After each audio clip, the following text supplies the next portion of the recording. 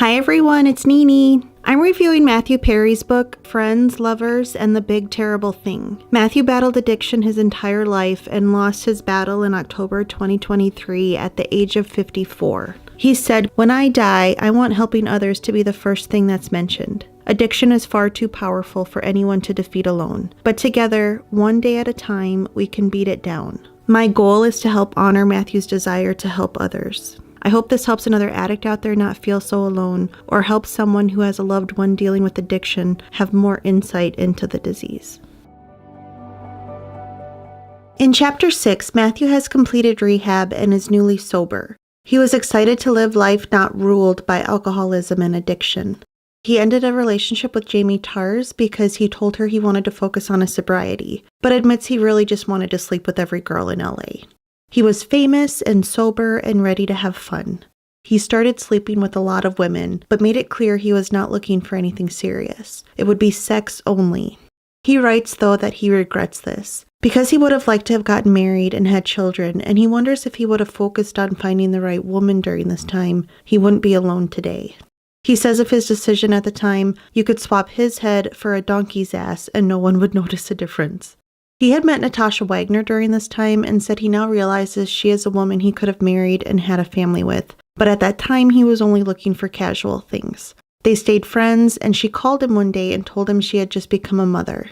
Matthew congratulated her, and when they got off the phone, he started sobbing. He could have had a baby with her, but he was sad and alone. He wondered then, why had he gotten sober? Just so he could sleep with a bunch of women? He knew God had to have something better in mind for him.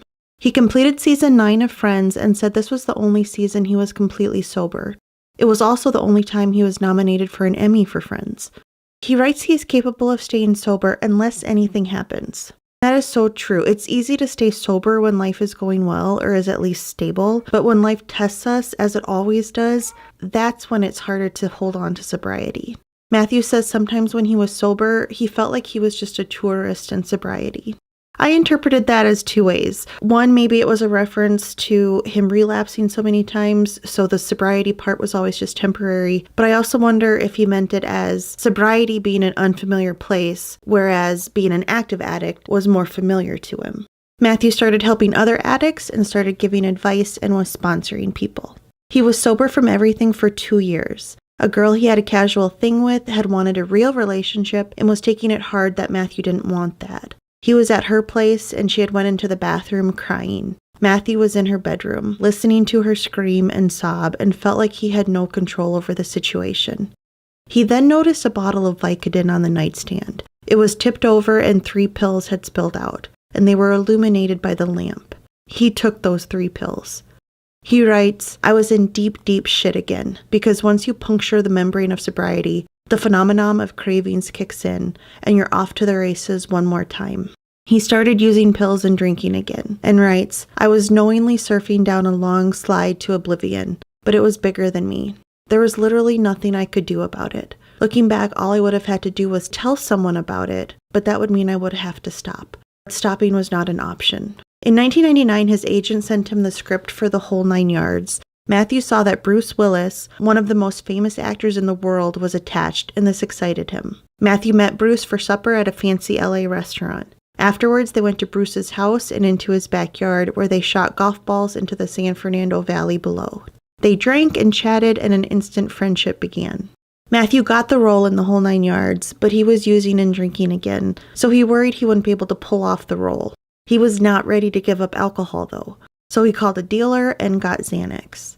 His plan was to drink, then take Xanax to fall asleep quickly and be ready for filming the following day for the 6 a.m. start. They went to Montreal to film the movie and set up in a hotel. Bruce Willis got the whole top floor of the hotel to himself and would invite people up there every night after shooting to have fun.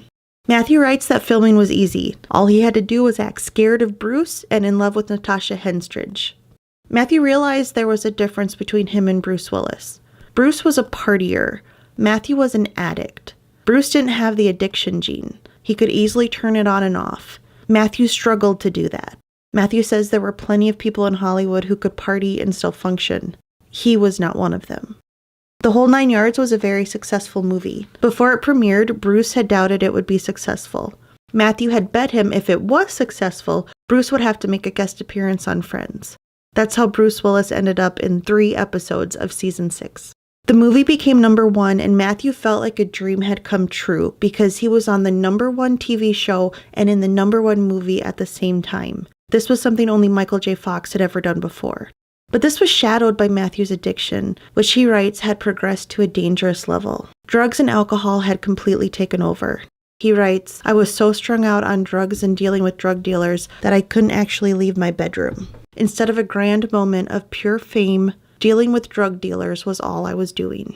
Matthew always had a dream of being completely honest on a talk show. Like if Jay Leno asked him, "How are you doing, Matthew?" Matthew would answer, "Man, I just don't know which way is up. I am totally screwed. I am so miserable, I can't get out of bed." In the interlude between chapter 6 and 7, Matthew writes about when he relapsed. His dad and a sober companion moved in with Matthew to help him detox.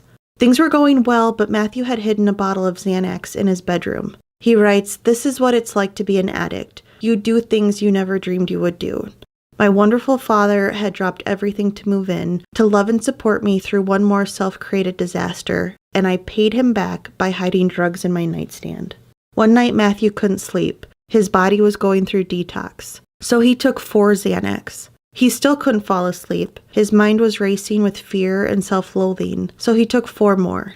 It worked and he fell asleep. But he says sleep on Xanax is notoriously not good sleep. But he didn't care. He writes, "I just wanted this brain of mine, this thing that stalked me, to quiet just for a few hours at least, and some relief from the incredibly painful detox I was going through." When Matthew woke up the next morning, the high amount of Xanax had messed with his mind. Colors looked different. He confessed to his dad and sober companion that he had taken Xanax. His sober companion called a doctor and they ordered medication for Matthew to help with his detox. As they waited for his assistant to pick up the meds, Matthew sat there, hating himself. He couldn't believe he had done this to himself again. He went into the kitchen by himself and writes about what could possibly be a reaction to the Xanax or possibly a near-death experience. He said he prayed to God to please help him, show him that he was there.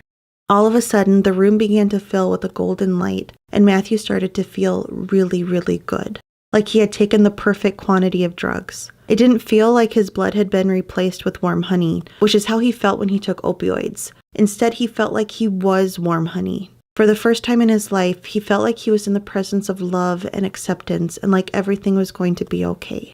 He felt like he was in the presence of God.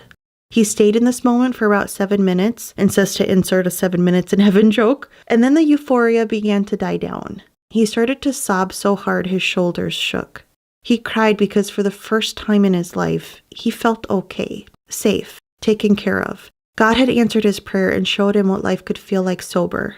This was when Matthew was then able to stay sober for 2 years. He says God still shows him hints that he is there, like when the sunlight hits the ocean and turns it into a beautiful golden color.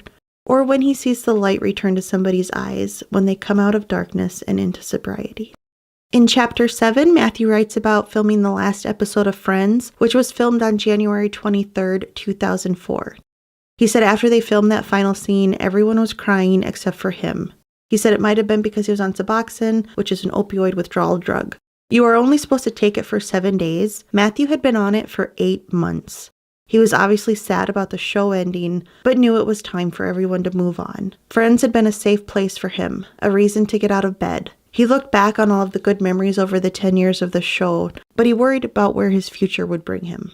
After Friends ended, he ended a relationship with Rachel, who in an earlier chapter he had described as the girlfriend of his dreams. Matthew was single again and had no job. He started using and drinking again. He also started turning to material things to fill holes. He bought fancy cars and kept buying different homes, searching out for one with a better view. He guest starred on Ally McBeal and The West Wing. He starred in the TNT movie The Ron Clark Story. That movie was a hit and Matthew was nominated for a SAG Award, Golden Globe, and Emmy. He said he lost all 3 to a hack named Robert Duvall.